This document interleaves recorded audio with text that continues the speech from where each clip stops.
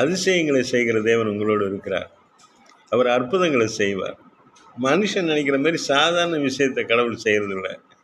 உங்கள் சிந்தனைக்கு மேலே இருக்கிற அதிசயத்தை செய்வார். உங்கள் வாழ்க்கையிலும் அதிசயம் நடக்கணுமா, அற்புதம் நடக்கணுமா,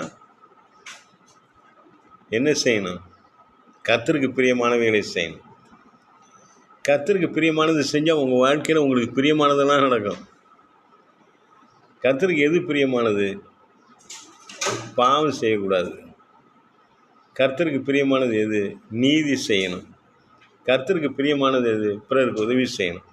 கர்த்தருக்கு பிரியமானது எது? எந்த ஜீவராசியும் துன்பப்படுத்தக்கூடாது. கர்த்தருக்கு பிரியமானது எது?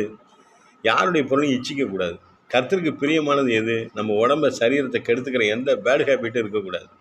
கர்த்தருக்கு பிரியமானது எது? சமுதாயத்தை கெடுக்கிற எந்த செயலும் நம்ம செய்யக்கூடாது. கர்த்தருக்கு பிரியமானது எது? நல்லதை விதைக்கணும், நல்லதை பேசணும், நல்லதை செய்யணும். கர்த்தருக்கு பிரியமானது எது? நம்முடைய உழைப்பில் வர அந்த ஊதியத்தை நல்ல முறையில் கடவுளுக்கு பிரியமான முறையில் செலவு செய்யணும். தீங்குக்கு அதை செலவு செய்யக்கூடாது. கர்த்தருக்கு பிரியமானது எது? கர்த்தரை தான் தெய்வம், நம்மளை படைச்சவர் தான் தெய்வம். அதுக்கு ஒப்ப ஒரு உருவத்தையே சிலையாக வச்சு வணங்கக்கூடாது. கர்த்தருக்கு பிரியமானது எது? ஏழை திக்கற்ற ஜனங்களெல்லாம் வழி நடத்தணும். இயேசுவை தெரியாதவங்க, தெய்வத்தை தெரியாதவங்களுக்கு நமக்கு தெரிஞ்சதை சொல்லி கொடுக்கணும். கர்த்தரை ஆராதிக்கணும், கர்த்தரை துதிக்கணும். கர்த்தரை துதிப்பது அவருக்கு பிரியம். துதிகளின் மத்தியில் வாசம் செய்வார். துதிச்சு பாருங்கள், உங்களுக்கு பிரியமானதெல்லாம் நடக்கும். நீங்கள் எதை விரும்புகிறீங்களோ அது நியாயமானது, நீதியானதை கர்த்தர் உங்களுக்கு செய்வார்.